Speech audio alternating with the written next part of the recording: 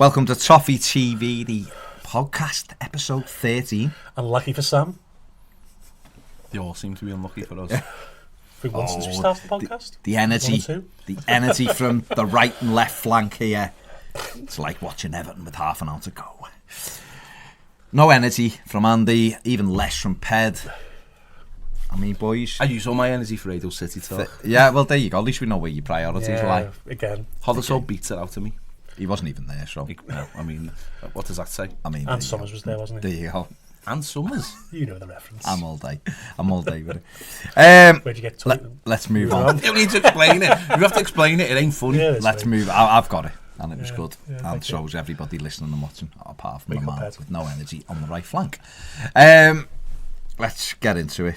Sunday, Tottenham game, Goodison Park. Does the performance after everything that happened really matter? Now, it does for me, but I can't really bother talking about the performance in the sense that it was a bad game, but what happened with the referee, and unfortunately it's Andre Gomes, completely overshadowed the game. So if it was just a game, you consider, you go, Everton were rubbish, Tottenham were poor, it was a bad game, there's no real great chances. But then you, on the flip side, you go, our best midfielder got hacked down, tackled, broke his ankle. Then you've got the referee who clearly is blind, and VAR can't afford camera angles that Sky have got, which is bizarre because shouldn't the FA have more camera angles than the company providing the television? It was embarrassing. It was an embarrassing game for English football, really. It was. Like if you're like in Germany watching that game, you think, our referee isn't as bad as this, but at least they know what's going on. They clearly don't know what's going on. They tell you how Liam Ball. If it was the other way around, Tottenham would have got that penalty. I have no doubt in my mind they wouldn't have looked for an excuse not to give that penalty. The whole thing, the whole afternoon was shambolic from start to finish. The game was,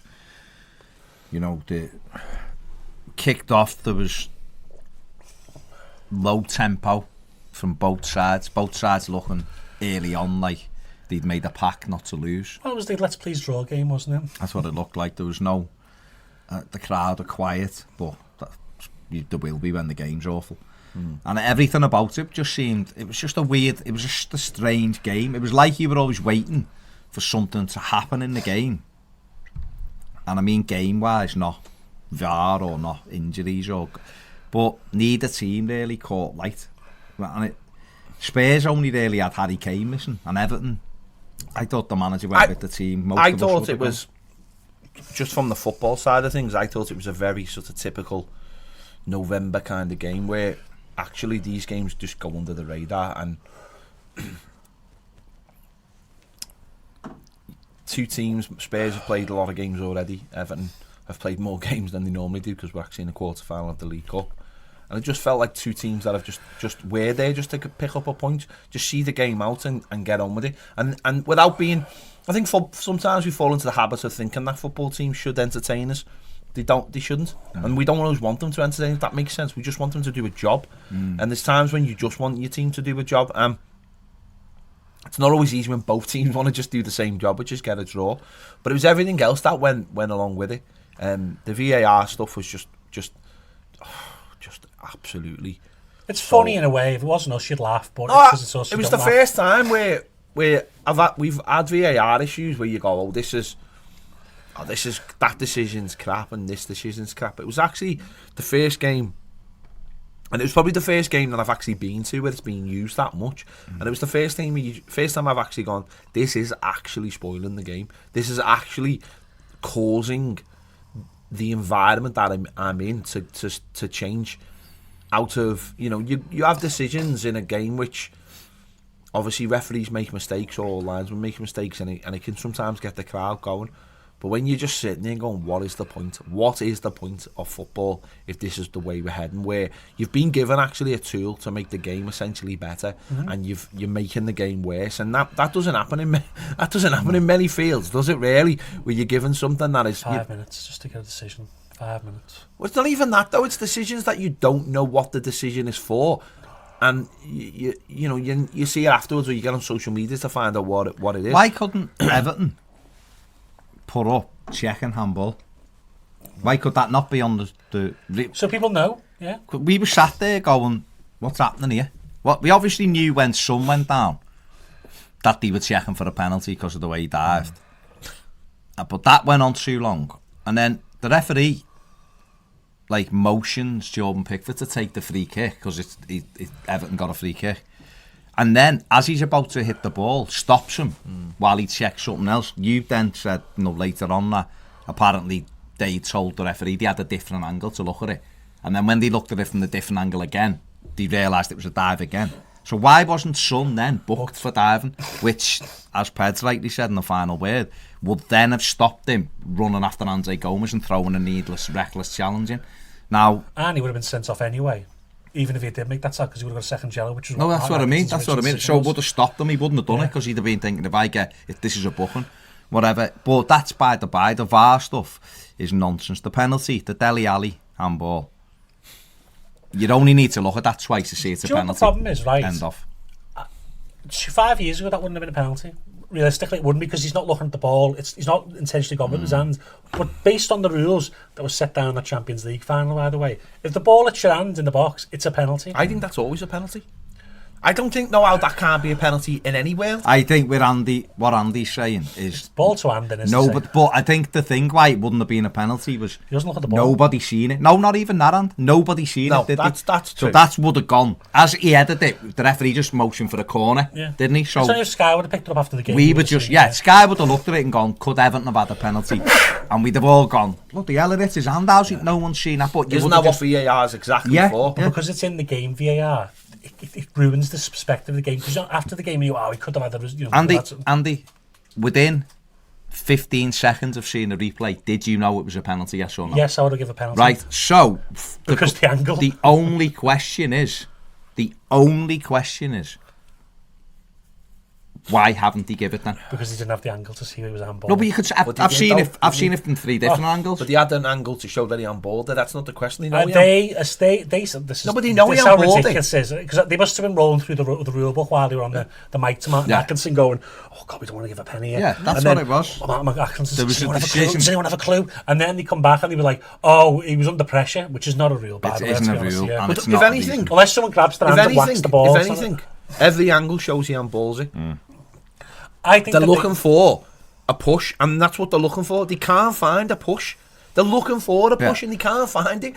It's a challenge. There was a fair challenge by both players going for it, and he put his hand up and handballed. It's nonsense. And that's it. You see him handballing. Seen one last night in the Champions League. For Ajax Chelsea, the ball gets smacked at his hand, and it's down by his side, and he gives a penalty, and he gets sent off. He gets sent off. It's nonsense. There was that, which was a Stonewall penalty, which they somehow contrived not to give. They didn't even check Charleston's one. The Charleston one. Did they check it? The Charleston one's a Stonewall penalty. Why did they check as much as Son's? Yeah. Well, that's the thing, isn't it? Is that we knew Son's was getting checked. We knew we didn't know whether Richarlison's was getting checked. I think they would check it, but yeah. And that was a Stonewall penalty. So they somehow have come out the game deciding not to award Everton a penalty. The week after, awarding a non-penalty against Everton at Brighton, and ignoring a Stonewall penalty for Everton at Brighton with Richarlison. So it just made a mockery of it. It takes I reckon 30 seconds with TV, you've seen a replay 3 times. If it isn't clear and obvious that there's a reason not to give, they could have looked at that and gone, it's hit his hand, let's see it one more time. Like, there's no clear 2 hands in his back, it's a penalty. And that job is done. Like you were saying there though, on the handball, is that no one's seen the handball, so someone must have seen the handball on the VAR to say it's handball. So if you've seen it and it's VAR, what are you and it's handball on the VAR, what are you looking for? But even so, that's what I'm saying. So you look and go, right, that's it, his hand. Is there a clear and obvious push? No, there isn't. And that tells you within 2 or 3 times you're looking at it, right, Martin Atkinson, that's a penalty to Everton, handball by number 20, Dele Alli. Penalty, the referee goes like that, penalty. And it's done. And you keep on changing. What I love about it is though, and this is the funniest thing, is that we've got VAR, we've got technology, and yet a decision has been overturned after the game. How does that work? How does that work when you've got technology to overturn a decision at the game? The problem with the something with overturning is that Martin Atkinson got a yellow card because he was terrible. Got a yellow card out to book him, didn't he? And then once he seen how unfortunately badly Andre Gomes was injured, he changed it to a red card. That's allowed. That's a rule. I didn't know that. That's a rule. He explained to me today. Now I thought I think that's unfortunately swayed the situation because they've seen that there's a visual of the referee with the yellow card in his hands. What it swayed is, it swayed the the public outcry or the professional outcry from fellow professionals or ex-professionals that, oh, you can't have this, you can't have every single challenge.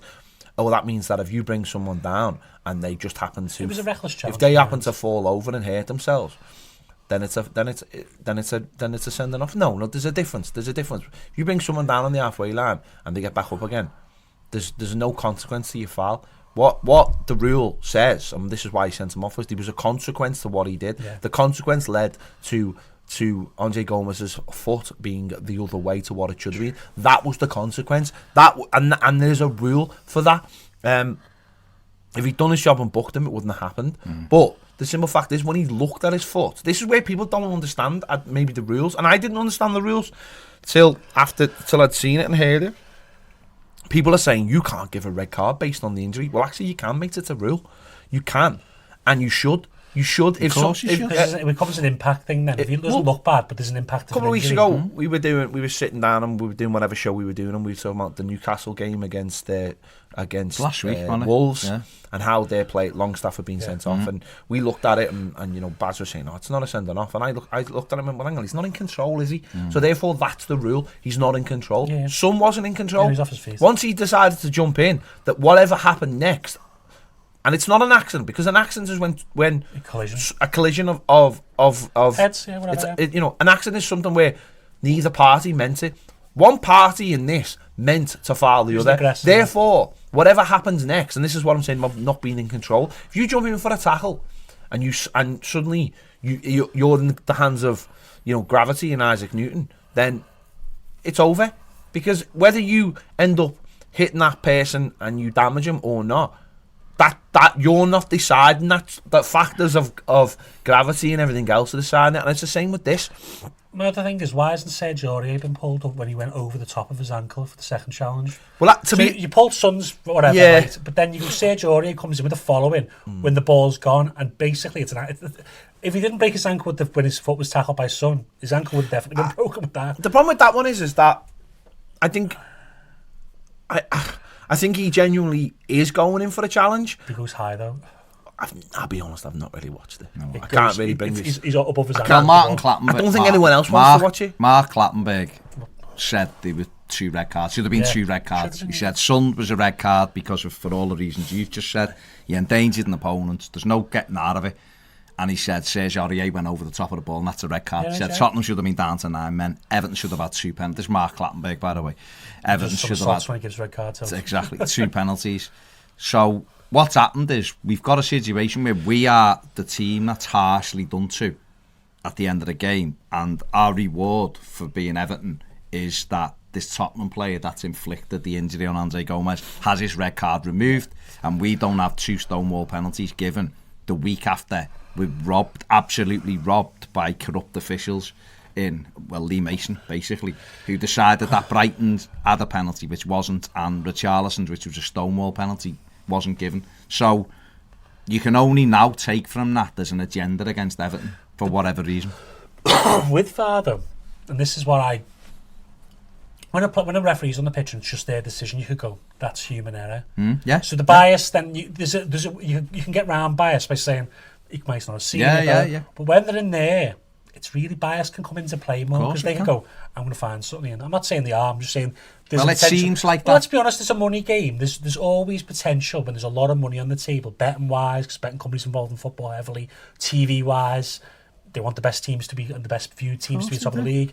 It's open to bribery and open to bias. But the problem is, though, and I don't even know who Tobias is, but it sounds like a Tory. What I would say is, though, and again, the only factors come into play, you're absolutely right, but it's whatever the narrative is, and it's whatever narrative people decide to go down, right? And so the Aurier thing, right, it hasn't been highlighted, and I think it's simple reason is no one wants to rewatch that video, right? And I understand that. But it's like the Son situation with not being booked. No, why hasn't anybody genuinely gone and looked back at the dive? Because it's either a penalty or it's a dive, right? And it's not a penalty because the camera angle shows from behind. I mean, Carragher was laughing in the face of Louis Sahar in the studio after the game, laughing in his face, like literally cutting across other people talking and laughing at him because he was saying there's a video there that shows there is no contact, and yet you're saying there's contact, because what Louis Saha's doing is what all old professionals say, or any professionals, is they back it's that idea of they're entitled to go down, whereas VAR supposed to is now eradicates that for a start. And Jamie Carragher's sitting there just laughing at him because you can see there's no contact. So if there's no contact and a player does the old VAR dive, again, in the hands of Isaac Newton, but again, gravity doesn't work on professional footballers. Gravity takes you down, but professional footballers jump up. That's a dive, right? But he isn't booked. But I've not heard not one person in the media or one ex-professional, when they're asked about Son, he's not that kind of player, or I've not heard one of them say, why wasn't he booked for a dive? He dived. And like we've just said, if he gets booked for that, he doesn't do that. Why hasn't anyone pulled Atkinson up on that and said, why aren't you booking him for diving? The information is all there, and this is what you've just said. You can choose to use that information any way you want, but you can't anymore because it's black and white with VAR. You're given a decision to make, and he makes it, but he ignores the bit about diving. How are we ever going to get rid of? How are we ever going to help referees and VAR referees out if we're not eradicating diving? We've seen it with the one in Brighton. If that lad doesn't jump 10 foot in the air, they ain't getting that. If we've seen the Johnny Evans one, we've seen the Origi one, we're seeing them all the time. These dives, these platoon type jumps up in the air are making the decision harder for the VAR people. But when it's black and white, you make a decision that it's not a penalty, then it's a dive. That's the only conclusion you can come up with. Because if there's if there's contact there, because let's get it right again, Mina's out of control there. He's fallen over and he's just basically in the hands of the wet grass. He falls over, and if he touches him, that's a penalty. It's a penalty. And he doesn't touch him, so it's the only conclusion you come to is a dive. So it's a yellow card, but he hasn't given it. So there's your narrative already. When Son jumps in, straight away, oh God, didn't mean that, blah blah blah. Next minute it comes out, oh, Seamus Coleman went in to see him. Oh, he must be in a terrible way. Tottenham are like, hang on, get that out. Get that out as much as possible. Get round. I've seen it today. Harry Kane, we were doing whatever we can do, all we can for Son. And yet last night, Tottenham put a tweet out with 4 pictures of Son looking very happy. But it doesn't matter that he's happy or not. He's in a nice environment. He's playing football. He's got his mind off it. Why are they putting pictures out of him? What is that saying? What that's saying to me is, it's shown they've got no class. What they're saying to me is, we got away with it, lads. Let's laugh in Everton's face. Do you know what I mean? Or it's not even Everton's face, because I said this. I'm saying this the other day, yesterday. We got the benefit. We got 20 odd minutes with Tottenham being down to 10 men, and I would rather have Tottenham down to 10 men for 20 minutes than them not be down to 10 men, and then you get a retrospective ban afterwards. That doesn't benefit us. So we did get the benefit. The whole thing is, it doesn't matter now whether he's banned or he isn't. No, They've made the decision. It doesn't affect us. It's just another smack in the face for Everton. That's the way I look at it. Regardless of whether Son plays or not and whatever. It's just the fact that it's almost like it's in plain sight now. There's that many things stacking up against Everton in plain sight. And this is the one thing that I thought VAR would eradicate. I thought VAR would eradicate that element in my mind, because for years I've known that the Premier League is corrupt, and you can tell because you'd be a fool to think anything otherwise. It's a £1 billion industry. Where there's money, there's corruption. End of story. Whatever way you look at it, however you want to look at it. And I thought that VAR would mean that referees would be more careful about being blatant for one team over the other, particularly one team in particular over the other. But it hasn't. It's almost like it's made it 10 times worse. So now it seems like they actually don't care. You don't care how bad it looks. They don't care how blatant their favouritism is, or whatever their directive is to punish some teams and allow others to get away with it. And that's the thing that is turning a lot of people off, I think. What with VAR? I think when VAR came in, I was like, this is going to be great, because I was thinking it was because it's such a money in the side. I thought one day you're going to get someone suing the Premier League because the referees sent them down. They should do. But what's happened is VAR now is basically just a put up from is to say, we check everything. There's no, you can't complain about referees missing things anymore because they're getting checked all the time. But actually, it's still the same. You can tell the referees do not want to overrule each other. No. And if they do, it has to be it has to be really blatant for them to overrule them because he doesn't want to be anything ambiguous. Wasn't it Brighton? No, well, exactly. But that, Everton, Numan Nias is still the only player to be banned, isn't he, for retrospectively diving, isn't he? It's him and Lozano. Just throw under the carpet since then because that's a ban 2 players. But it's banned them in the first week and that was it. Never happened it's again. like it happens all the time. It's just they've got. This is what makes you laugh. Listen, it's not. For me, it's not that they're making these decisions or they're not making decisions. It's just not. They're not getting pulled up on the decision. The narrative straight after the game became all about Son. Gomes was pushed to the side. Because they haven't let them be. No, I know what that's what I was going to say. It's not about. The narrative for the last 3 days has been about Son and his innocence and everything. Every time I've seen something on TV, it's all these ex-professionals. And I had this ages ago with I might have been on Talk Sport or something. I was talking to Jason Cundy or whatever, and they're all like, well, you wouldn't do this or wouldn't do that. I was like, this is what ex-professionals do. They get behind each other. It's an old boys network. It takes people like us to actually say how it is and say you're talking nonsense. So when they used to have the old, if someone wants to leave a club, you've got to let them go. It's like, no, you don't have to let them go. It's a contract. They're playing under contract. But it's this old thing of like, seeing it the other day, they had Lee Bowyer on and then they had Lee Bowyer and Kevin Nolan. They were asking Kevin Nolan. They were like, well, if you're going to start sending people off for that and sending people off for this, and you're like, well, hang on. The end of Evans' career. Do you know what I thought though? Remember when like, you used to be able to tackle from behind. Can you imagine when that happened, when ex-professional probably gone, well, if you take that out the game, then... They did at the time, That's what I'm saying, though. That's what I'm saying. These players will always get together and just decide what their narrative is. And then what happens is, then other pundits jump on that and go, well, if they're saying it must be right. Where it takes people from the outside, whether it be journalists or whatever, to break that cycle of... No, you're talking nonsense. That lad, you only have to look at the reaction of the family enclosure to tell you how bad that incident was. And there's a rule in place. This is not an unprecedented thing. There's a rule in place. But Tottenham took it, and Everton, for their part, have been absolutely shocking on this. Absolutely shocking, right? Seamus Coleman might be the nicest fella in the world, right? But what he did was absolute bollocks. Absolute bollocks. And I know there'll be loads of people. No, I know there'll be loads of people, and you can argue with me. But I'm not arsed, mate. You've just seen one of your own getting snapped in half by not only one player, two players there. If you're saying what's right hand, and yet you're going in to see if they're all right. No, sack all that bollocks, right? Sack all that. Now. I know it is, but this is the Everton's problem. We've got nothing. The manager comes out and offers nothing. Absolutely nothing. And yet they are allowed, Tottenham are allowed to start spinning the narrative that it's the team that are, how are we going to do? What are we going to do with that? One of our best, but he's not. Sonny's not like that. Sonny's not like that. Oh, do me a favour. Well, you said something yesterday or whatever, or someone had said that journalist maybe is that if Coleman wanted to do that, fine, but do it after the manager's done his press conference. Bring them the next day. Well, no, but go and see him before he leaves. Because then, once that's gone, but then Tottenham he went straight in, and then Pochettino come in the press conference and give it to the journalists. Because they've used that as the narrative. Everton let them control the entire narrative of the game.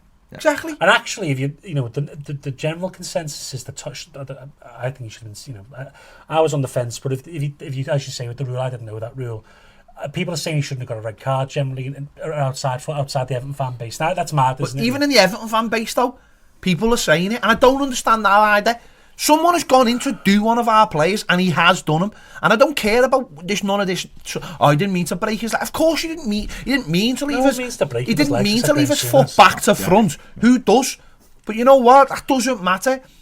He got the red mist came down, and he went to do him, and he's done him. And the worst possible things happened. And whose fault's that? There's only one person's fault. That's Son's. It's as simple as that. And for me, the red card was right. And I think the referee, for as bad as he was, used a bit of common sense, because he probably thought, well, if he doesn't get taken off, either someone will break him in half, although I don't think that would have ever happened with any Everton player, or the fans are gonna. This is gonna boil over. I was at the match in 84-85 season, and Aidan Heath got done by Brian Marwood. Nasty tackle. Arsenal. Cruciate, no Chef Weatherall. Cruciate's gone. out for the season. He was flying. He had 11 goals by December the 1st. He was on the verge of the England team. Got done.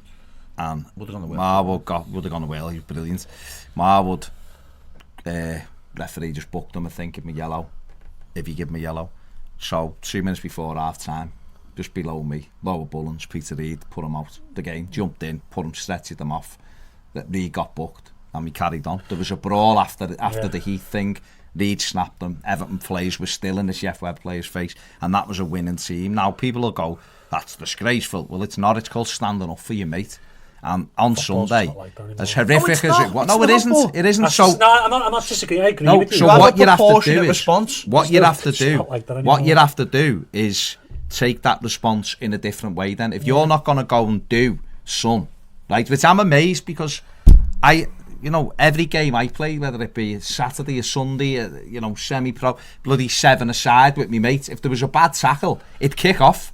It'd kick off because you'd look after each other, right? Yeah. Now, all right, the professional game isn't necessarily like that, and you've got to be careful. But there was no response from Everton. The manager should have walked in that press conference absolutely blazing, not feeling sorry for Son, blazing. He should have gone in and gone, what kind of a challenge was that? What a horrific tackle that was. He ran after him, he's done him, blah, blah, blah, blah. I don't care about, you don't say it to fellow professionals. Well, you don't run after a fellow professional to do him then, if you're not that kind of person, which he did. He didn't go and try and break his leg, of course he didn't. There was an aggression there because he chased him down. He had a cob on. Yeah. He was aggrieved because Gomes had caught him. Reckless, and he ran after him with the red mist, and Ped's right, and he left the floor, so he's out of control. Now, I'd said to you, the Ryan Bertrand one against Leicester, I didn't think was a red card because he went in for a 50-50. But when you slow it down, his foot catches him high, so it's a red card. Yeah. Longstaff, was it Longstaff? Yeah. Slides in. Now I thought that was just a normal challenge, and the pitch. But that's what I'm saying.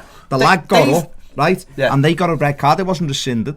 This lad ran after him and jumped through the air to clip him or whatever he's done, and clipped him and sent him tumbling onto a wet pitch into another challenge, and his foot is the other way round. But isn't that the point, though? Mad. You look at that challenge for Southampton and you look at it and go, well, he's caught him, and he didn't mean to catch him, but he has caught him, and he's got sent off, and he's going to save his third game against us, isn't he? And you think, well, what's the difference? And they were double punished because the referee allowed the game to go on and Leicester scored. But this is what I'm talking about with the narrative, though.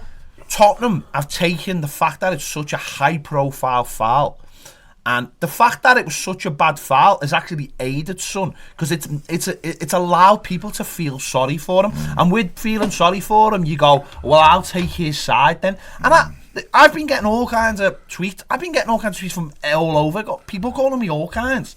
Just like some of the things been calling me because I've been prepared to say that it's a disgrace. And it's because people, and I go back, it's because people are in this mindset that Son is this lovely fella, and I've seen plenty of videos to show me he's not a lovely fella, that he has got a temper. He did the lad at Bournemouth. Yeah, and when he was at Germany, there was a lad on the floor, and he booted him on the floor. Right, but what Spurs have done is allowed them. Spurs have been to create the narrative. Whereas, if anyone at Everton had any sense, and all right, they could do this on Thursday in the press conferences, I would have walked in that press conference and I would have went, do you know why that happened? Because the manager didn't protect any of our players. Referee. The referee. The manager. You're thinking the manager. I know, I'm thinking. Yeah. He doesn't book Son. Richarlison's getting kicked all over the pitch. We should have had a penalty. And then what happens ultimately? One of our players gets stretched off, who I won't see for the rest of the season. Why? Because the manager had no control. And he doesn't. Go on. Yeah. The ref had no control, and he's allowed that to happen. And Son, as far as I'm concerned, should be banned for as long as our player is out. And then listen, people will go, oh, that's stupid, that's ridiculous. But know what it does? It flips it the other way, and people start going, well, I tell you what. And they go, I've seen this before with Son. I've seen him do this before. You can do that with anything. They're never gonna go. But that's fine. Across the park, right? So Guardiola came on the weekend, said, man, he's a diver, didn't he? Straight away, because Klopp's probably thinking the referee's gonna be looking for divers now. Comes and shuts it down straight away, because that's what happens when you let people get away with making bad decisions. The referees going to be able to think, oh, there's no consequence. Well, There's no consequence because they're not pulling people up. There's no. What about when Klopp? What about when we played them and Klopp came out afterwards and started? Calvert-Lewin and calling them all kinds, right? And making sure that he put into everyone's mind that Calvert-Lewin was a diver, and he laughed at the guy and went, I don't want to talk to you. You don't understand football. And he buzzed off him in his face, and he made sure that when they went back to talk about it in the studio, they were going, is Calvert-Lewin a diver? Exactly. Is he a diver? Because Jurgen Klopp, greatest man in football ever, has just said he's a diver. Well, what happened was 3 weeks later we played them in the FA Cup and Lallana dived, which was 3 times worse than Calvert-Lewin's. They got a pen for it. That's what I'm saying. That's exactly why he shut the Mane thing down, because he doesn't want any advantage with the referees that Guardiola's trying to get. And that's why good managers, I'm not just blaming the manager, because this club as a whole didn't do it, because there should be someone saying we've been unjust, anything unjust, even after the Brighton game. I think I'd have put a statement out. I'd have put a statement out last night. I'd have put a statement out last night saying we completely disagree with this ruling that Son has been rescinded. But I wouldn't. No, but I know, but it's fine saying you wouldn't. I'm saying I would. They would. No, I know it, but I'm not. I know they wouldn't. That's what I'm talking about. I know they wouldn't. I know our manager wouldn't say boo to a ghost. It doesn't matter. What I'm saying is this is what. Would say boo to this is a what. Is he a ghost? I'd be terrified. This is what needs to happen: is that we get walked over all the time because we are nicely Everton, who are more concerned about running charities and looking to be the nice guys of football. I think the thing in it is you can disagree and you can make your point known. If he doesn't want to call Son and list all the things he's done, fine, but he could have still highlighted it and said the referee was right to give him the red card because it was a reckless challenge. And it was. He didn't go. Listen, I'm not sitting here going, that Son's horrible. He probably, if trick or treat has knocked at his house, he'd probably throw coins at their head. I'm not accusing him of anything. What I'm saying is, even if you're the nicest footballer in the world, the nicest human being, Andre Gomes is lovely, isn't he? He's absolutely lovely fella, isn't he? Yeah. He gives hugs, he cares about, he's great with kids. Oh, but what happened to Fulham? Mitrovic kicked him, so what did he do? He waited and he went and stamped on him. Got a 3-match ban. Yeah. No argument. And we called that out at the time. Deserved it for being stupid and for stamping on him. And Andre Gomes is lovely. Every player will have his moments. So therefore, you can't. The narrative of he's not that kind of player doesn't mean. But that doesn't mean a thing. It's nothing. That's nonsense. It's absolutely. But it makes its ways in the FA's mind. They're going, oh, he's not that. It was a mistake. Now, if it was Vinnie Jones back in the day, yeah, of course, right off the bat, 10-match ban. He'd have got excessive. Because that's the player. The narrative about him as a player, because we allowed Tottenham to go, oh, he's such a nice player, and never done this before. If Mark Silver should have came out and basically put the referees to task. Tomorrow he can do that. At his press conference he can do it. But what I would say is that regardless, and this is for people who still might be undecided or people who still might think, no, it was just a normal challenge and that happens 100 times a game. It doesn't, because people don't run and kick. From tackle from behind is a red card. That's in the FA's rule book, first and foremost. I accept that there's a lot of challenges like that are yellow cards in the Premier League. But the fact is, and what a lot of people seem to be missing is, and maybe if you weren't at the game, you didn't see it, or if you looked away, or whatever.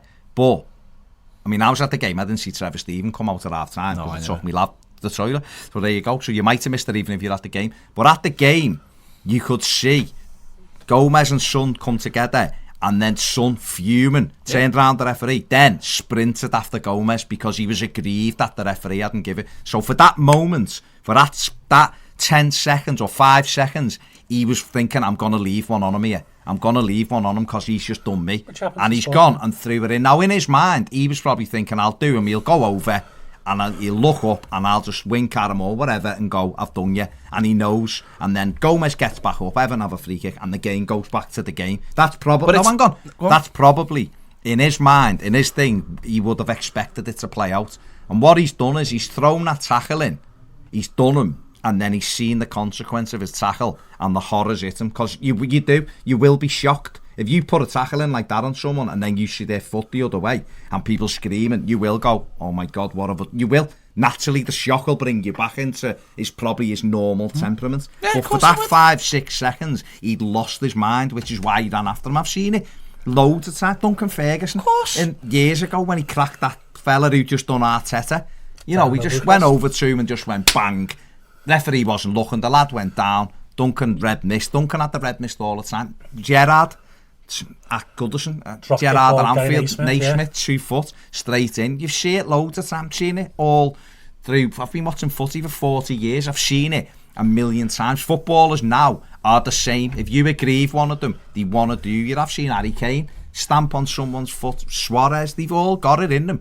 Don't believe that the lovely human beings and they wouldn't do it, because the top sportsmen who need that bit of devilment to get to the top of their game, that's what they need in them. So the narrative that he's a lovely lad and he didn't mean it, of course he didn't mean to break his leg. He didn't run after and think, I'm going to break your leg. He just ran after and went, I'm going to get you. Shaka Hislop nailed it, absolutely nailed it. An ex-professional football, he went, there's a saying in the game, leave one on him. Yeah. And that's what he did. He get you, you've got me, and I'm going to get you back now.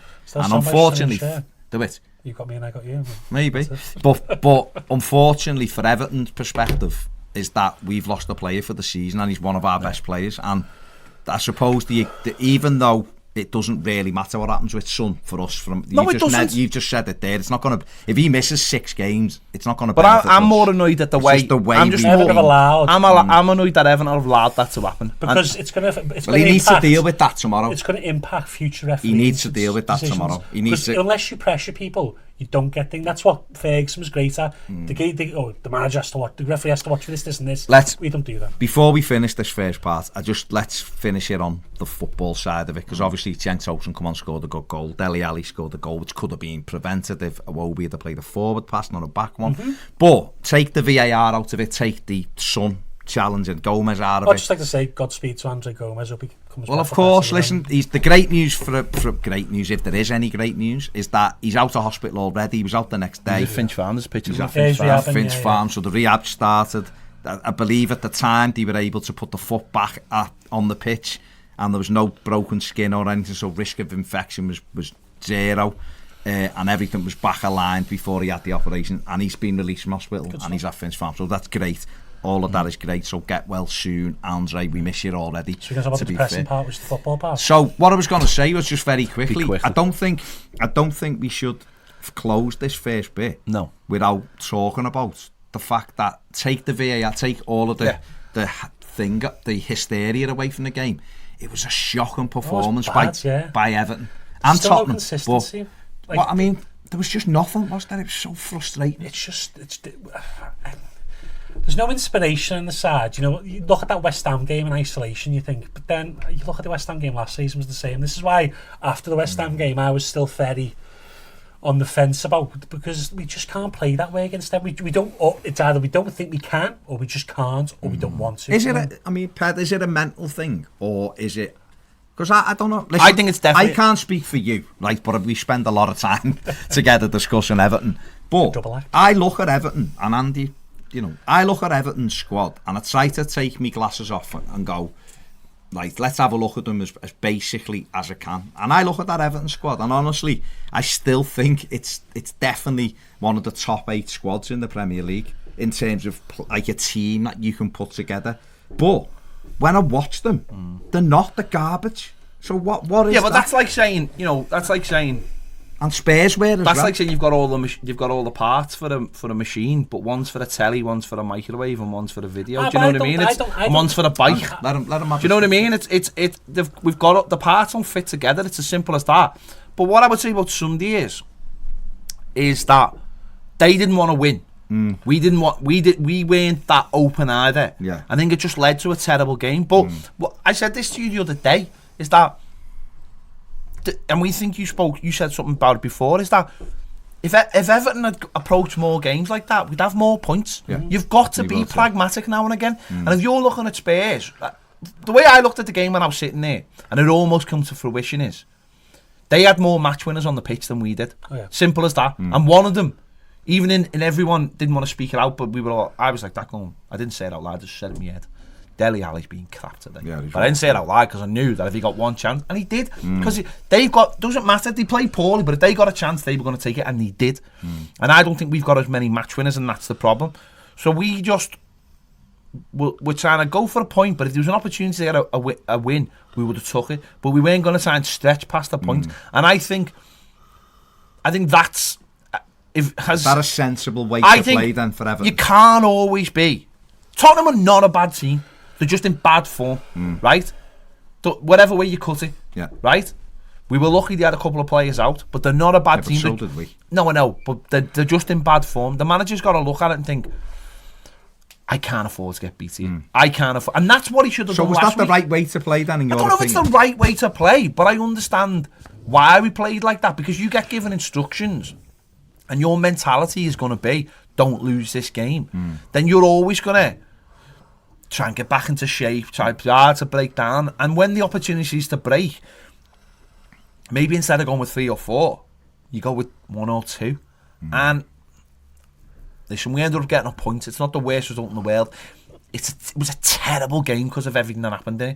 But if we could go to Southampton and get something out of that, a win, and then we've got Norwich at home, you're thinking, oh, that might have been the catalyst. Yeah, okay. So in isolation, it wasn't a good performance.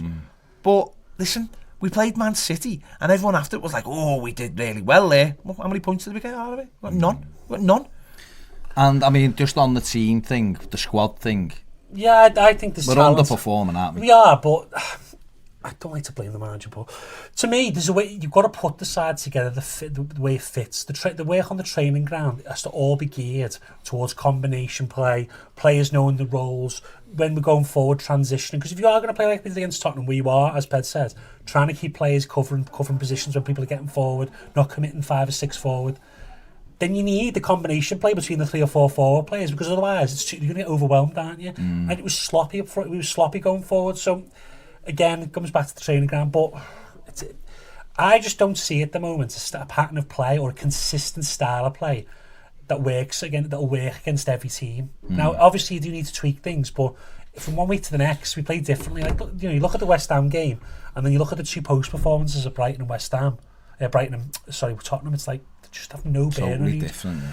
And I know one was at home and one was away, but then the Tottenham a bit of a different side than West Ham. But even so, you should still see some traits, some principles apply over them, and we just don't see that now. As you said, and as I said on the preview, if you're struggling, you do go back to basics and you do go a bit more pragmatic. You don't commit as many men forward. You try and not lose a game at times, especially away.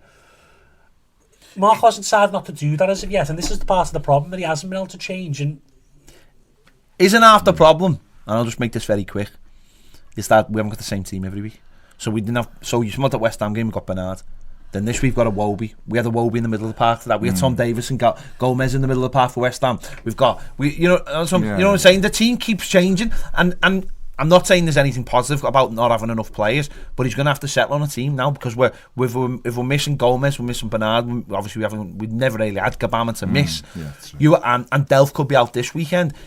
Someone like Tom Davis now, Holgate, they've got it. If Holgate, I've said this before, if Holgate and Davis can't get in this team, then they'll never get in an Everton team, because their enthusiasm and what they've got going for them, what they haven't got going for them, that's fine, because I think it wouldn't really matter anyway. But what they have got going for them, that enthusiasm, the fact that they want to prove it, could be that little spark. Added that to someone like Heung-Min, whether you like him or not, giving us something maybe off the bench and then coming into the side. People who want to prove something now, in just off to the side, we've got Umanias. No, you know what I mean? Like, there's players now. Yeah. There's players now. I might think beforehand that door was completely blocked. Which is wrong. Now it shouldn't be blocked. No, I know that doesn't matter. Yeah. Some players' careers have been changed on other players getting injured and opportunities. Heung-Min probably thought a month ago he was completely finished with Everton. Tom Davis was basically told there was no room for him in our midfield. You know what I mean? It'll be dead interesting this weekend whether comes into the side. Do we go back to Snyder and Sigurdsson? All right. I know we're not going to talk about that, but that's what I'm saying. No, well, we can talk about that. Walcott has had opportunities because of the players. Well, he got a bang on the head and he's woke up thinking he's Thierry Henry. So let's listen. We'll do that. And I'd have him on the left, by the way. Okay, we'll do that in part 3. We'll do it in part 3. That's it for part 1. God, that was part 1. That was a long part 1. Yeah, join us in part 2 when we'll be talking managers. Thanks for downloading the Toffee TV podcast, but did you know we put all our shows out as podcasts? Head over to patreon.com/Toffee TV EFC and you'll find all the latest shows available as podcasts exclusively for Patreon subscribers. So if you need to find all the latest Everton news, conversations, stats, match previews and match reviews as easily downloadable podcasts at your convenience, head over to Patreon.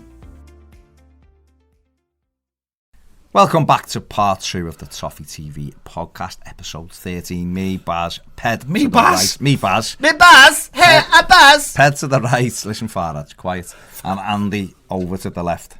Not real Farhad, fake Sky Sports Fake News. Sky Sports. Yeah, Farhad, I mean, you've got to clarify that. The same one who signs Miraz's contract. We don't want to be mocking our great leader. And said James McCarthy was one of the family. There you go. Listen, Palace, of course, but yeah. Yeah, it's one of the family. He's part of the Eagle family. He's a great player. Very disappointed. Right, let's move on. Managers. He's got a new contract, isn't he, Roy? Managers. Yeah, it's 76. Yeah. 72. He's not getting a 4-year contract. Is he 72? No, he's 72. I think he's not getting a 1-year contract. Has he got the same agent as Benteke? Or Martinez, maybe, I don't know. Yeah. Say it, yeah. No, Dave Whelan. We're going to discuss managers because obviously it seems to be the time of the year when everyone decides that the managers they were really invested in the summer is now not worth the carrots. To be fair to Roy, though, I mean, the age of retirement will be about 87 soon, so he's playing the long game, clearly. Well, listen, you're right, and this is the time coming up to the third international break already of the season, Absolutely, which is love berserk. international breaks. I love them. No, you love them at the moment because it's a time of question marks. Yeah, and it is. And there's a lot of question marks. It's particularly this Saturday for Southampton and Everton managers, both under pressure for different reasons. We might finish this section on Marco Silva again, but at the moment it's happening everywhere. It's not just Everton, is it? No, Niko Kovac has been sacked by Bayern Munich, and now he obviously won the double last season, overturned Dortmund in the last few weeks of the season. But the problem with Niko Kovac is he was criticising the players, and once you do that at Bayern, where it is very much player power, that was probably the beginning of the end. Then he got beat 5-1, obviously, last weekend by Adios Eintracht Frankfurt. But the other man sent off Adolf Hotter, yeah. That's his name. That's his name. And so he's gone. He probably was never good enough for the job in the first place. But what Bayern tried to do was bring the Bayern DNA back, like clubs do now. And it didn't really work. And I think Arsene Wenger's now going to get the job to the end of the season, Looks maybe. like, and then obviously they'll bring Erik ten Hag, who used to be the 23 coach when Pep Guardiola was there. Is Wenger really gonna take it for 6 months? I think only Hoeneß is retiring, who's obviously held Bayern as a puppeteer for many years, and I think Karl-Heinz Rummenigge will be the de facto leader in it. I think what they wanted to do is they wanted Ralf Rangnick to come in from Leipzig, and they wanted him to mould into this modern, well-run club, and I think that's what they're looking for Arsene Wenger, because I know whatever critical critiques of Arsene Wenger's end of Arsenal career. They were a very modern club. They always made money. That'd be great. That'd be great. That Wenger going there. Wouldn't he want longer though? I think at his age now. I think for 6 months, what's the point? Well, you're paying something, but went back, didn't he, for 6 months? Well, hang on. Think about it like this, right? You've been out of work for 18 months. And someone says to you, do you want 6 months at one of the biggest clubs in the world? Doing the Champions League to dip your toe back in, and you've got a good side. Rebuilding, they've got a lot of young players. You're dipping your toe back in the water. After 6 months, you could go, you know what? I preferred not being a manager. I was quite enjoying sitting off watching the telly. What if he does brilliant? Then someone will give him a job. But what if Bayern? No, but they would answer the question. What if Bayern? This fits great. Well, then they might give him a job. Keep him and say it's Ten Hag. Well, it's not the right time. It has happened before, hasn't it? So. But that looks like it's going to happen, and it is. I agree. It would be a really good move for Wenger. I think he'd do really well there because he is a classy man, isn't he? He knows his football. Bayern are an odd club, though, aren't they? In the terms of as I think you said it before when he was said in the past, they're too good for their own league. But when they come up against the big teams in the Champions League, unless they have a special crop of players like when they had Robben and Ribéry on either side, they can't get up for those big games because they're not consistently playing tough games. And if they're one of a pack in Germany who are now looking for the title, that's bad for Bayern. They should be winning. It's mad at the moment. If you look at the Bundesliga, it's brilliant because there's about 9 teams separated by 3 points, so it's good. It's not like the Scottish Premier League, which is our league, which only has 2 decent teams in it, and the rest of it's rubbish. No, it's really good. But I mean, there's other managers. There's Valverde at Barcelona, who there's a lot of unrest at that club now. It's weird that there's a lot of unrest there. Well, there seems to be a lot of unrest at Real Madrid as well, from one week to the next. You know, it's whether they win or they don't win this year. And they've got presidential elections coming up as well, Real Madrid, so that's going to be important for them. They were frustrated the weekend by Joel Robles' performance. Got Betis and 0-0 there at the Bernabeu. Well, you look at Barcelona, you know, I'm a big fan of Barcelona in the sense that I love the concept of the club, and a big fan of Cruyff and Guardiola. And the last 10 years, even during Guardiola, this sign of decline started them because they couldn't make proper transfers for that. And what worked under Guardiola is they bought big players, and you know, they bought whoever, I can't remember who they signed. Just name one. Oh, I can't remember who they signed. Oh, right, okay. Thierry Henry. They had Henry and they had Eto'o. Yeah, Dani Alves. We'll say Dani Alves. They bought Dani Alves, who fit the style of play they wanted to play at the time. But then they started buying Ibrahimovic's, who didn't fit Guardiola's style of play, Chigrinsky, who they signed for a lot of money. And ever since then, that's happened every other season. They've signed badly.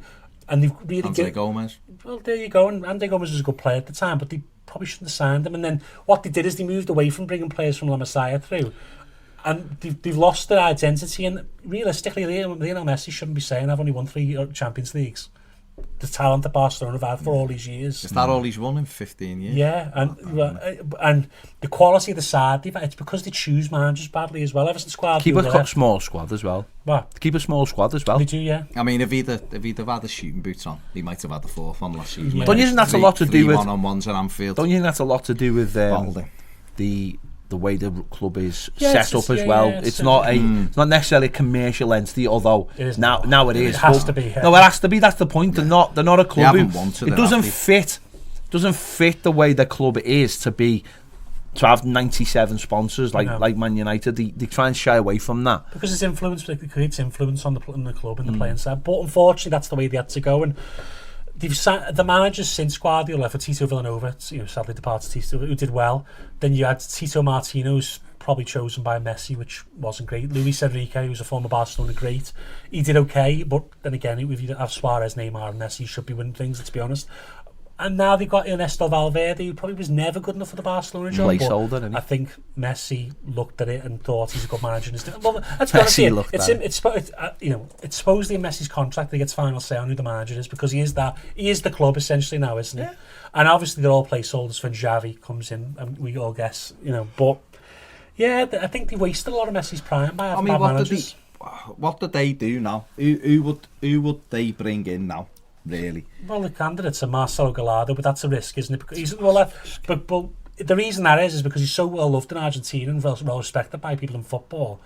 But also he's Argentinian, that Messi.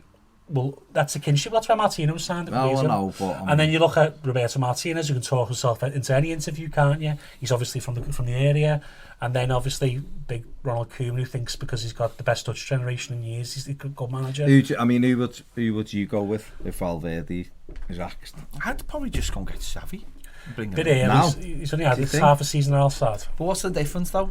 Well, they say people go, Guardiola, but Guardiola had a year at least, and he was trying to become a manager from 2002 onwards. What I'm saying is, if you bring like a placeholder in, what's the odds that they're going to win something compared to? Why not just have Xavi and we'll have a transition learning season on the job? Would they not be better bringing someone like Koeman in? He'll destroy the club. No, he is. But what I mean is, but then brings Xavi in when he's had a year there, so have him underneath Koeman for a year, and then give Koeman. Do you want to be underneath? Well, but saying that, we've got a different person. Remember, Ronald Koeman is one of the greatest. From Barcelona fans' eyes, he's probably one of the greatest players they ever had. Oh, he is. So that's a different perspective than what we've got as someone who just. Koeman's great. Koeman would be great for Barcelona if everything was great at Barcelona, and he just took over, kept everything going, and then for someone else to come in. It's a tough job though, because in about 2 or 3 years, most of their best players will be gone. Messi, Suarez is on his last legs, really. Jordi Alba's getting old. PK's getting old. Why they're so desperate to get Neymar, isn't it? Yeah. Well, it is though, isn't it, to take over? All the players we're going to take a pay. We're not going to get paid. But then some of the side sign Antoine Griezmann, who's upset Messi last year when he did that video saying, "I am staying at Atletico Madrid," and all that. That was in his voice. Was that a hostage video? I don't know if Bruce Willis is in that film. You sound like you got a flag behind you with 10 rings on it or something. The Olympic flag Hasn't got 10 rings. The double Olympic flag. People are hostages to steroids in the Olympics, but whatever. Anyway, Allegedly. Let's not talk about Liverpool. No. Allegedly. Again. But yeah, so there's you another shreds. team. Real Madrid, Zidane has basically been on a knife edge because he spent so much money in the summer. Jose continues to circle like a shark around the club because Florentino Perez is accordingly in love with Mourinho still. So there's another job. So all this leads to the fact that in a couple of, Arsenal have got Emery, who I didn't like in the first place. I think I always go back to anyone who loses the title with PSG against Monaco, who's got a team full of kids, really has to be questioned. This is it though, isn't it? And when you bring Everton into the equation, if they do something with Silva, it'll be interesting to see what the options are. You never know, there could be more options than less options in the next few weeks. But then do you go for a manager that may have just lost his job somewhere else? Or, I personally think that to just incentivise this game on Saturday, Everton versus Southampton or Southampton versus Everton, is be like a wrestling match, like they have those retirements. Loser gets Mark Hughes. Southampton have already had them. It doesn't matter. What's that? So you'd skate to win, wouldn't it? Imagine that. They don't want you would 15% win ratio? well, then that would make you want to win the game, wouldn't Yeah, it? it would. I think there should be Sword of Damocles. I think that should be more of that in football. Yeah. You get beat today, boys. Sparky's in Monday morning. But I think Southampton, I think Hasenhüttl has actually gone, surprisingly for some people, but is on more steady ground than Marco Silva. Well, they've hit their lowest point. Do you think there's any other teams in the Premier League like West Ham? Tottenham. I just don't see that. I think he will walk if that Real Madrid job comes available and they offer him. And I think I don't know what you think of Pochettino. I know he's as Mourinho once called Arsene Wenger, a specialist in failure. He is a specialist in failure. But he's still an incredible coach who got Tottenham from basically also. He's done it. Listen, the thing with Tottenham is he's done a great job, Pochettino. The thing with Tottenham is he hasn't won a thing. Those 2 years of not buying have now caught them up. Oh, they have, because the players have lost are out of the prime in some cases. So is that him, or as Levy let him down? Well, that's what I'm saying. Those 2 years of not buying have caught up with the club because they haven't been able to transition their older players out of the team by bringing in new players. So they're in a situation now where they've got a load of old players getting all together. Loads of them wanted out. Anyway, they're all in the last year of the contract. But there's no look at Man City, right? They've got Rodri come in to take over from Fernandinho. They brought Silva in 2 years ago to take over from the other Silva. They've got Jesus ready to take over from Aguero. The only position that really haven't done that is at centre back. They've got players in every position ready to take over a year or 2 years before the player they're taking the position of, and it's a system. It's a brilliant system. Tottenham haven't done that. Tottenham just stopped, and it's because of those 2 years. So you have to put that on Levy, but then Levy will say, "Look at the stadium that I've given you, and this stadium will allow the club to be able to buy players." And they've also paid heavily as well to keep players. Yeah. Of course. He gave Kane a better contract. The problem for Pochettino is because them players know they're leaving, and the manager probably wants to change the culture by getting rid of them, because they've probably come to the point where they haven't won anything but they know they're leaving, so there's no incentive for them anymore this season. But he's stuck with them because they weren't moved on. Should have got rid of it. Alderweireld, Manchester United wanted him, didn't he? But they said 50 million. They should have sold him for 35, 40 at the time. Just got rid of him off the books. And Eriksen, I don't think Real Madrid were ever really interested, if I'm honest. He's a good player, but he's not that level. I don't really see him as a Champions League level. That's Tottenham's fault for letting the play go into that situation. It is, and Everton have done that in the past as well, with Ross Barkley, for example, which was a silly decision. So I don't think Who else do you think? West Ham, you've just said. West Ham, been given the vote of confidence. the grey man. Yeah, so. He's as grey as it comes, mate. I'm not being funny. I'm not being funny. Electrified. The assistant manager should be following around with a shovel, honestly. Hang on, he looks worse than Pellegrini, mate. Well, it's a double act, maybe your assistant should be following the pair of them now. They definitely get the Al Frankenstein treatment on a Saturday. Formaldehyde pumped into them before every game. No, they just look like they can't be arsed either. Do you know what the thing is about West Ham, I think, and this is a culture thing at the club, and I think we're West Ham. We're a mid-table side, and I think it takes a special. No, it is. Someone better tell their fans then. But that's they win a game and their fans come after us. When have they not been? No, let's be honest. No, they've but never their won fans don't anything think except that. an FA Cup in 1980. Hey, they come 5th 4 years ago or something when they had Payet. Yeah, it's fantastic. But it takes a special manager to change that culture and get teams out. And Pellegrini, listen, they need he was at the top. And now he's dropped down. Yeah. He's on his retirement run. I don't like. See, that's the thing when people used to mention Ancelotti to me, and he's the same. They're at Napoli or having murder, and the players are talking about going on strike because the chairman wants them. They've all got the lawyers involved today because the chairman said he got to go to training. I reckon Cardi's missus has just turned up. Cardi's missus has just turned up with fish. KFC with Gaza and so. But anyone else in the Premier League, do you think? Or do you think that's... Really, I think everyone else is pretty much settled. Villa are not going to... Villa are having... No, doing all right. Norwich are all right. I don't think there's anyone pressing them. What you've got to look at is clubs that spent money and expected more, and that's Everton and West Ham. What I would say about West Ham is, maybe this would be... I mean, the manager, I've never been convinced about the manager, but the signings they brought in are players from other countries that really... you wouldn't expect them to hit the ground running straight away anyway. I certainly wouldn't, even though like Haller, everyone thinks Haller's a great player. Scored a couple of goals. No, I know, but what I'm saying is that the manager will be sitting there going, well, I've bought these two players, we'll get something good out of these. It's all the other dross they've got. Well, it's the thing. I mean, the West Ham fans, a lot of them ate the Brazilian snodgrass, they call him, Philip Anderson. That's what they're fans call. Anyway, but the thing with West Ham is they've actually the root and branch is now doing recruitment, because what happened at the end of the summer is they wanted a striker and a defender. Now they were offered certain players. I know this because the agency that I work with was involved in this. So they were offered players that they turned down who were actually better than Cardoso, who's one of those players where you go, he's a year away from being a year away.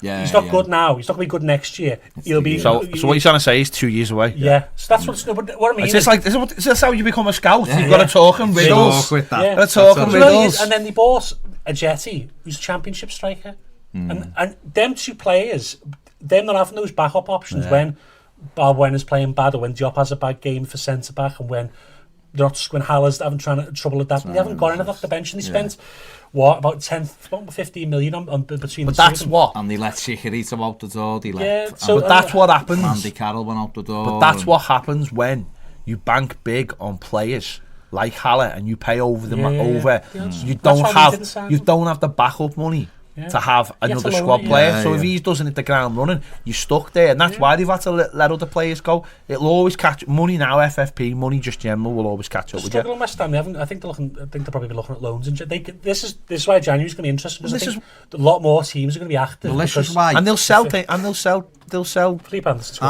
Well, no, they'll sell the other fella, the world's greatest centre midfielder. Mark Noble. Oh, Big Deck. Declan Rice. They're not now. He's staying. They'll sell him. No, he's staying. United. No, they're not. They're interested to stay. But what I'm saying West is, Brom are interested. There'll be West Brom. There'll be stuff for West Brom. It'd be good. That's the thing. Obviously, January's coming up, and a lot of these clubs will have an eye on where they are and where they feel they should be, and who can make a difference in January. It's one of those seasons where buying, buying in January can make a massive thing. Yeah. If you close the gap on the top four very quickly, easily, players, but let's see who we all get then. But get the brochures out for the ass. But also I would say I don't expect to see Sam Allardyce get a job. No, I wouldn't go that far. But I think the reason Gary Rowett maybe. No, he's gone to Millwall. The reason being is, whatever people think of Hassan, they kept Southampton up last year, so people go, well, they don't need an Allardyce to stay up anymore, and that's.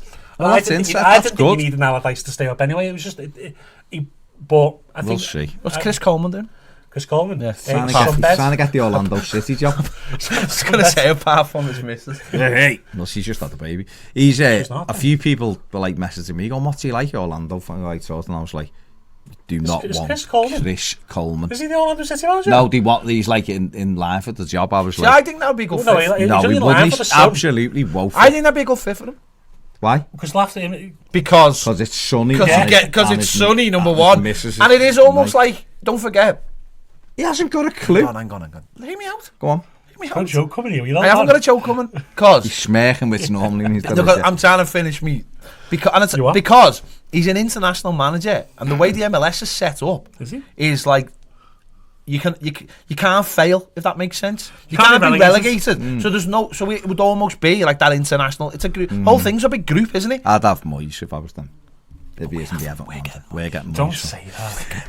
Anyway, that last night isn't a gift. It's Back to the Future in all over again. There you go. But Back to the Future was excellent. I know, yeah. There you go. 1, 2, and 3. Yeah, so there you go. Apart from that weird bit in the third one where Marty comes back, the car gets destroyed, Doc turns up, and then his son starts oddly pointing at his crotch. Have you not seen that? Oh, no, it's a I'm not Google saying. it, Listen, Google it, right? No, we're What not happens on the googling. set has got They nothing say, to do with- meet my sons, Jules and Vern, and of course Einstein's here, and then the son gets his finger and just starts like telling the cameraman to look down towards his legs. Maybe he had the gun in his pocket. I don't know. Watch the video. It's weird. It's like one of those things that comes up on like bloopers, film bloopers. That's No, like, because head in his hands. no, like the way on Gladiator they always have like show the air canisters on the. There was air canisters Yeah. times. There was honestly there was. There's gas in there. Well, no, right? you know, Right. well, you know, no, hang on. Hold on, You know hold on. who supplied the air canisters to the Romans, don't you? Go on. Trump, and America. Well, it was America. Well, it was, So wasn't I it? think it went back to We went back to those times, That's and what he Trump. said. We had Did they build Adrian's wall? great air canisters. Great air He had a canisters. great relationship with the Romans, he said. Back in the day, me and Even though Caligula. America was his own. Caligula. Me and Caligula. few Every hundred years Saturday old. night. What a film. Anyway, Filth. it was film. When they get banned? Hence why I said what a film. Get banned in the 70s. Right, it did. a Right, Roman old. let's Film, end by it the way. Watch that there. after school. Don't try and control. That was on VHS under the bed Peter Max. in the whole thing. Just let us roll. Come on. I don't know what Max was. What is Right, this? that's the What's end live of that's episode? the end of part 2. Join us in part 3 when we'll be previewing Southampton versus Yes, it is. Everton. Thanks for downloading the Toffee TV podcast, but did you know we put all our shows out as podcasts? Head over to patreon.com/Toffee TV EFC and you'll find all the latest shows available as podcasts exclusively for Patreon subscribers. So if you need to find all the latest Everton news, conversations, stats, match previews and match reviews as easily downloadable podcasts at your convenience, head over to Patreon.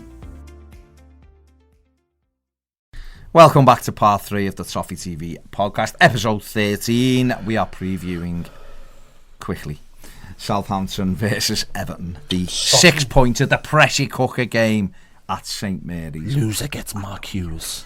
And Ped has decided that there will be a price on this game. Should be. There's a silver briefcase with a contract with Mark Hughes' should name be. Money on in it. the Whoever bank. loses, And that will be the end of my money in fans the of bank. Everton. They Money ever could gets the job. like suspend it over Yeah. the pitch with the Telling you. have a ladder at the side and just have it there, and they make the If you loser. score, you get a chance to go up the ladder, and they pick one player from each side to wrestle up the ladder. Great idea. You don't want to because you don't want that. I'm picking you. I'm definitely. It could Shane be- Toson's running up Yeah, the he ladder mean it, because he mate. knows they'll get games. Yeah, to he Mark mean it. Hughes. The contract could be the get out. Means Mark Hughes can't have him as your manager ever. So the players who score want to get up that Well, ladder. Southampton players have got a motivation there, haven't they? Because they played under him. Well, exactly. So Yeah, there you ours go. haven't got motivation. They might think, I might be better than Marcus Silva. I know someone who'd like him. Don't talk about Southampton at the weekend, Pedro. Yeah. Should be a classic. Should be an absolute classic. Southampton have only Yes. have only beaten Newcastle more than they've beaten Everton in the Premier League. Southampton have not won a home game since about April. Lost their last home game 9-0. Everton haven't won a game- I can only won a see game one since outcome. 3-0. It's going to be 0-0. Can only. But why isn't it? This is the way we approach these games, isn't it? And I know it's not just because our away record's shocking, but we're going to a team that's just been beaten 9-0 in their last home game, and And 4-1 in the one before. and that. you should be like trying to lump the pressure on, but we know for a fact that was their rock bottom. Well, we don't know for a fact. They've gone You'd full. think They've gone full Partridge, bouncing back, and. Bounce back ability. And Ian Stephen Dowie Dowie, said. ex-manager as well, bounce No, back ability. Partridge's autobiography was bouncing back. Yeah, but I'm talking about bounce back ability. Which I is didn't Ian mention- but I Dowie's didn't famous mention- phrase. We are well, mentioning. that's up to you, Have and they I got didn't. bounce back ability? Would you like Ian Dowie's manager? No. I mean, the answer you've asked them, he's answered immediately. Would you rather have no face or Ian Dowie's face? No face. That's terrifying. So, The loser has two briefcases. One of them with Mark Hughes as the manager. The other one's Ian Dowie's face. you just draw. You draw. Which one would you pick? You draw. can't. It's like No, you can't. It's like the leasing.com cup. draw. Even though you think you've drawn, you turn off the telly You have to and you take find time. out there's a I literally turned it off, and then I seen Crew won. I was like, Oh, Crew like 4 And all you can hear is Darren Griffiths going, "Hello, are you there? Are you there? Are you there?" we've just had a shot. They did the commentary on the On his phone, phone. and someone said at half time they'd left the mic open so they could still hear going, have you fixed this bloody commentary, you know this? I just thought Classic I just Everton. thought you kept there and doop, as he was getting texts. Good luck I'll be to birds Darrell making ever mistake claiming for that when I money get back. back. John Lally from Denver has just texted us to say he's watching in a bar. And everyone knew because they heard the text come through. Southampton, listen, they've no home wins this season. Everton, No hope wins. no away wins this season. Time for Everton. Or will their fans be gone time for Everton in a different way? No, they're excited. Expecting us. So, I mean, Romeu said Everton aren't playing very. I mean, understatement to the Everton aren't playing very well, and it's an opportunity for us to beat them. Why don't our players ever talk with that kind of brashness? It's not allowed to. Have you ever seen any of them do anything that's out of sync? When was the last time anyone gave an interview about Coleman? We did one last week. Someone did one Luca last week. Dean's done one this week and last week. What did he say? This week was we're all the going to training get. work is fantastic. We're all going to get behind. He did the Le rallying call. Listen, the Marco Silva fans for you will tell you that since the last international break, Everton have won 2 games, drawn 1 and lost 1 over a 4-game period. Is that his best run ever? Sounds dead consistent. So, I mean, if he was to win, then if Everton are to win at the weekend, Saturday night, he'll have said from the last international break, I've won 3 out of 5 games, and we're in the quarter-final of a cup. We've only lost 1, and the other game was against Spurs, and we were harshly done to. So, and the only game I've lost, VAR basically robbed me of winning. Mm-hmm. Well, I agree what you're saying. But the flip side to that is, if we lose... No, but if he did win on Saturday and then 6 weeks' time, you're only going to end up back in the same situation because I can almost guarantee... Is he done for you, Andy? Is he? No, come on. He's done is for he me. done? Yeah. But is he done? No matter what he can do, no, the reason he is because it's inevitable. It doesn't. If he wins 3 games in the bounce now, I can guarantee almost that there'll be another 10-game run in a couple of months' time where exactly the same happens. It's inevitable. Is he simply not good enough for Everton? I don't think he's the right man now. I don't think he's good enough for Everton either. What are you forgetting, Gary? Is 2 wins, Gary. Can get you top 5, Gary. That's what you forget. Who's Gary? That's what you forget, Gary. You've got to remember this, Gary. Top 5, 2 wins. We've won 2 games all season. We have. I mean, we literally have. I know, but we've won 3. Barely. We've won more than Wolves, and Wolves are above us. Isn't that hilarious? Considering they played extra games every week as well. I'm just saying, we've still won more games than them. I think that tells you about the points. Tells you about the do you know what? At the the end of the day, no matter what my thoughts on Marco, I want us to win Saturday, no matter what. Whether he keeps the manager in the job or not. I know there's people out there who probably wishing we lose, well, get rid of him, I've which seen is just... if we're in the relegation zone and you want a new manager, that's a tough... you know what I mean? It's still... I'd rather go... But Everton probably won't replace him unless they lose at the weekend.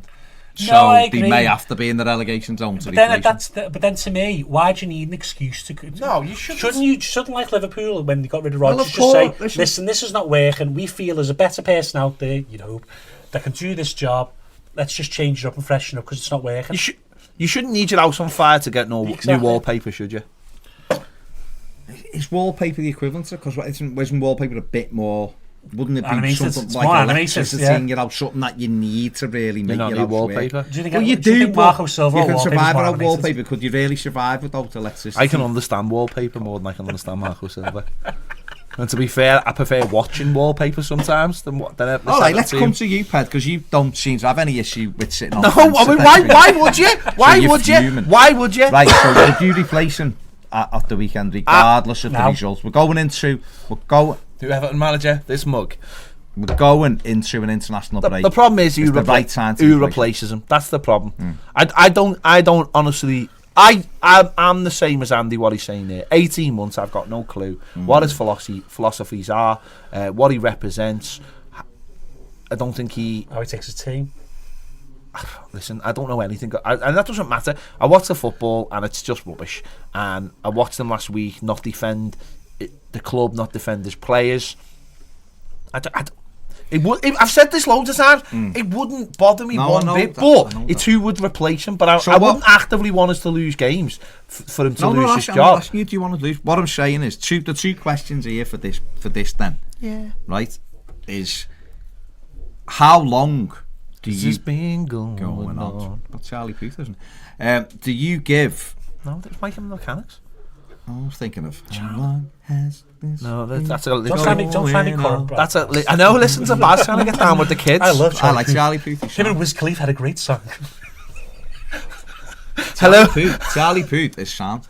Listen, how long? He is a blue actually. Baz going home on his skateboard. Hello, fellow youngsters. No, Hey, Tom Davis. I'm not a scooter, not a skateboard. Need something to hang on. Tom Davis told me to do a kick. Listen. Hey Tom, I really like your tracksuits. I've got one the same. But it's an original. So, mine's a naff now. how long? Remember naff? Jesus. How long has this been going on? How long? It's like do you give? No, listen to me. How long do you give a manager nowadays and expect? Forget about results. What are your expectations of the manager? Just listen. No, that's what I'm saying. That's what you're trying to say. I'm saying because when the manager gets a job, everyone goes, needs 2 years at least to turn this around. Well, all of this manager would sit here and say, well, I'm going to have 16 months or 17 months. So, and you're in fourth and bottom. No. So how long? It's gone backwards. Is that a relevant question anymore? The manager needs 2-3 years now to turn this around. No, but if you're going to say I need 2 years, right, you need to say, well, all right, these are the signs that we're getting in place. We just need a couple more players to add to it. There's no signs there, and it's like a slow death. And I'm not saying that you should be replaced. He should be replaced now, but it's just. I'm not saying he should be replaced. No, I'm trying to put but he should be replaced now. I'm trying to put this to heads, but. What are they expecting to happen by giving him consistency? What's going to happen? What is he just going to matter? They probably think we're going to click and win 5 games. It's not happening. That's what they think. We're just going to get we might nick results here and there, but we're never going to get to where. What I would say is that we haven't gone backwards from Allardyce's era. We've gone backwards from Silva's first season. Doesn't that tell you enough? You finished the first season really strongly. We all give him the benefit of the doubt. We said, you beat these teams, you've done. That's got you to the end of the season. Now go and build on that. And he hasn't. But then people go, we haven't got Garner anymore. Well, he spent loads of money in the summer. But he must have known that he wasn't going to have Garner. It didn't matter whether he... One player shouldn't be your whole team, though. This was like Lukaku leaving on it. We knew in February. The minute he phoned his mum and she said... The minute he said... That's it. But you know what we should have done? No, we should have called Dr. Jones. Dr. Jones. So when Lukaku said he wasn't signing the contract, Everton knew then that he was leaving. So we had from February until the end of July when Ron went to find a replacement. To ask Olivier Giroud who wants to come to Everton. But to actually find a like for like almost for Romelu Lukaku, who happened to just be playing at Celtic. Yeah, we could have got for 15 million, and we didn't. So is this the same thing we're saying then? We knew in January that Garner was going in the summer. Garner's performances meant that PSG were going to come back and he was brilliant. So we have from January until August when he went. Don't forget he only went in August to find. Now Gbamin was brought in as that, but should we have brought 2 in? Yeah. Like Jean-Philippe. We brought Delphin though. So we might argue with that. But the point being you can't keep saying I haven't got this, but you've bought 2 midfielders. Yeah. So at the end of the day, managers always want more. It's time. I mean, Roy Keane said the other week, I suppose Mourinho kind of agreed with him. Time is nonsense, really, for a manager. A manager needs results. Time doesn't. You need to sow something and start the knit, as they say, and start threading things in, because we just run it. It's game to game. You don't know what Everton are going to say. If we win, you go, "Oh, we won, great, yeah." But then you go the next week. It's completely different. But you need a default setting. Said this from day one. You need a default setting. You need to be able to. And you know what? That Spurs performance was a bit like a default setting. If that's what you went back to when you weren't playing well and you had injuries, you'd go, well, if that's a way of getting points, hook by hook or crook in some games. And we haven't got a default setting. We're either one thing or another, and we're very rarely the one thing, which is good. We're just the other, where it's like, Aah! My biggest telltale sign for me now is that I can't get any real enthusiasm for what we're doing, and that's a worry to me. Because for a minute, I didn't think you had any way of stringing a sentence together. Never mind. Well, there you go. I'm trying to formulate it without throwing songs in or you know, going into other voices. But the thing is, it's. I mean, I don't see. But the problem, and that's the problem for me, is that I look at it and go, Quit playing games with Baz's heart. Where are the things? Quit Actually, playing games with my... Oh God, you're high then. Right. Falsetto. Where will we be player. in 4 weeks? Where will we be in 6 weeks? Where will we be in 8 weeks? Same position. I can see this. And now, I look at it and go, I don't know. I said to you before, I honestly don't know. I even look at our players now and just go, I don't know how you lot are going to get something going that's going to get us today. Put it this way, right? Put it this way. Just, this is a dead simple metric. Dead simple metric. Is it the league? If we go into another international weekend, the second in a row, and we're in the bottom 3, and that's it. I mean, I can't give you any simpler metric than that. Do you see us being top half any time in the next 6 weeks under Marcus Silva? Well, the thing what I would say about that is... because we could win Saturday in Yeah, Norwich and we won. What I was going to say, that's what I was going to say, is that we'd just be... If we're going to get away from the bottom, we'll just as quickly get in the top half, because there's not much of a gap. At this moment. At this moment. But we've got to get those wins. But that's the problem. We've got to get those. But we've got to get those wins to, because I mean, listen, everyone's writing off December. I don't think it's going to be that simple. No, I don't. Teams have injuries. Teams have we'll be looking at other competitions or whatever. It's not been that simple. And we've got games at home. It's not like you can just write them all off. So does this feel to you? Sorry, does this feel to you like? Cut me off mid-flow. Go on, sorry. He's rapping. I can't even remember now. Like, does this feel to you like when Allardyce came in? So you looked at it and went, Everton, because he loves to tell you we were 6-17 when he took over, even though we beat West Ham and climbed up. But by the time Saturday night came, we were 9th. But this is because we'd won 2 games. This is why I didn't want Allardyce. No, but I'm saying, no, but this is the problem though. Is that when we sacked Koeman and we bought, obviously it was like a month, and we got to the end of the month and then we bought Sam. It felt like you knew there was going to be, there had to be. Well, why can't that happen? And this is why I'm worried about Southampton, because they've had their 9-0, and that almost feels like that bringing a new manager and that starts again. I don't know if the club feel like we have to have that. It feels like someone should be saying to him, you've got to change this now. Something has got to change, or you are getting the sack. And that should be the kick up the arse for every single player and every single member of staff to say, you're going to lose your jobs. And some of you players mightn't play under a new manager. So that should be... I don't know if as a club... because I've heard you say it. I've heard both of you say, we're not going to get relegated. I honestly, but I've heard people go, there's no chance we'll get relegated. There is a chance we'll get relegated. I'm sorry to say, there is a chance we'll get relegated. There is. I can't see it. I can't see it. But maybe that's because I see us change the manager. But that's the point. You don't see it. I do see it. You know why I see it? You see it every year. Because because we're already a quarter into the season, right? And we've won 3 games. And yes, you can quite rightly say, but there'll be easily 3 teams better than us.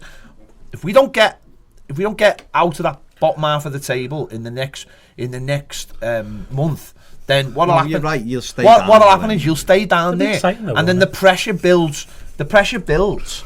You're more likely to win a game if you're sitting in like 10th place and there's nothing on the game because you're thinking, oh, we'll be sound, I'm going to win this game. But suddenly when that you feel like you've got to win a game, have you got the players to win those games? We've got soft players who are happy to play teams who are in the top half because actually there's no pressure on them. We haven't got the kind of players who are going to dig in for you. So over the next month, we've got to get out of that area. But if we don't get out of it in the next month, then I can see us being down there all season, and then that worry. Because it's only 5 points now to get to like 5th place. But that's like saying when we played Villa, we could go 2nd today. That ain't going to be there. That ain't going to be there forever. No. These results have got to come now. And I just wonder whether anyone at the club understands that, or are they just going, yeah, but we lost another one. We lost another one. Luckily enough, we've got a manager who's been involved in relegation battles previously, so we're lucky in that sense. We've got to win 1 in 3. Yeah. Stay up. To stay up. All right. Right? So forget about whether you think... Look at that. There you go. Quite easily win 3. Currently. Now, the problem is, though, I guarantee everyone's saying we're going to beat Norwich. Everyone's showing we're going to beat Norwich because Norwich are open. Norwich could turn up and battle us. Because they score goals. Now, the defence is terrible, so we should score goals against them. I think we could beat them 7-0. We could do, but we tend to play down to the level of the opposition. I still think we'll batter them. If we beat Southampton, they're open. If we beat Southampton, if they come and play the low block. Isn't it weird though that we can't beat teams that are not that, who are just playing the most basic? It's weird. That's a worry. If we beat Southampton, then we'll go into that Norwich game flying. Yeah. We'll have drawn 1-1. We've only lost one game in the last 4. And we'll go, and the pressure will be off, and we'll beat them because the pressure will be on Norwich, right? But it's like this weekend, you're going into the match, and there's all the pressure should be on Southampton, but it's not. It's on Everton as well, and our players have got to go down to this game and just go. You know what? Dig in. Be hard to beat. Don't concede a stupid goal and take your chances, and we should be better. But that's not how worst football case works. scenario. We can't lose the game. We can't. Worst case, because he loses his job if we lose the game. Exactly. There's not, I don't even listen. I've defended and people know, but he'll be indefensible on Saturday night if Everton lose. In my opinion, I think to be honest, we're at the stage now where, like I've just said to you, do you know what worries me? I can't see it getting much better. Performances don't indicate that we're ever going to be like you know when you go we're playing well, it's going to turn around. We're not playing well at all. No. There's no pattern. There's not one performance. There's no shape. There's no pattern, and there's no. I don't think we can look at it and go. If we just Gomes, sooner or later we're going to start scoring goals, it's because we're playing well. We'll take these chances. We're having chances, but I don't know. We never seem to sustain pressure. Apart from the West Ham game, where it was sustained pressure. Yeah, we don't have it. There's no sustained pressure. It's a lot of control. Brighton's really worried me, to be honest. This one, Tottenham was just a terrible game, and they were terrible. And I know that they're a good side, but they're terrible this season. But the game that's really worried me more than any is Brighton, because not even the way. Not even the fact we lost the game, just the way we played against, in my opinion, a very basic side. People have told me they're a good side. They're not. They're garbage, Brighton. Absolutely garbage. And we lost the game to them when we were 2-1 up with 10 minutes to go. And we hadn't played well that day either. We'd control the game. We had all the ball. But there's, again, that intensity and that pattern of play that was there 7 days before to such great effect. I don't know how you can have loads of intensity at home and go away and have no intensity at all and just rely on passing the ball around. I don't understand. That's all it comes down to, isn't it? You don't control a game if you're not having shots on target. You're not running around and pressing people like Mourinho have made careers off other teams having the ball. It doesn't mean anything. Well, I think people say Mourinho has, but let's forget, he has scored 100 goals in the season. But what I'm saying is, though, is that you could... On a basic level, Mourinho could always revert back to a team having the ball. A team having a lot of the ball isn't an indication of them being a better team. So it's what you do with the ball when you've got it in it. And this feels like this has been the longest podcast in the world. Sorry, we probably better wrap it up. Apologies if you're still listening. Do you remember used to buy the Guinness Book of World Records? Me nan every year for Christmas for me. It was great. But you'd never read half of it. I was interested. You just flick through and look like a giant spider. Yeah, I remember that one. Snake. Do you remember the 3D cover? I do, yeah. You wouldn't. You probably didn't get Guinness Book of Records then. So. I'm going to finish it here because these two have just lost the I haven't said a word. I know, to be fair. I haven't said anything. You've been talking for the last hour and a half. Right, thanks for listening. This has been the Toffee TV podcast, episode 13. It's had a bit of everything, even a bit of aqua. Thanks for listening and watching. If you are on Patreon, if you want this as an exclusive video, get over to Patreon. Otherwise, you're listening to it. So, see you next week. Come on, Barbie, let's go partying.